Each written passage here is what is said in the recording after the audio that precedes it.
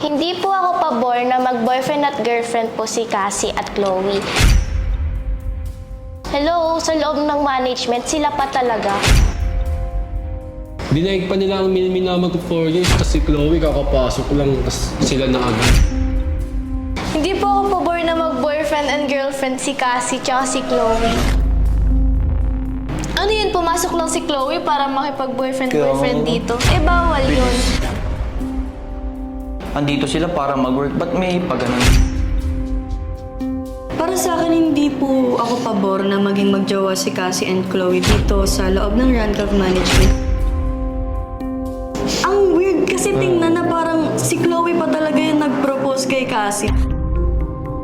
Sa sobrang tagal namin ni Mitch dito, 3 years, dinaig pa tayo, di ba?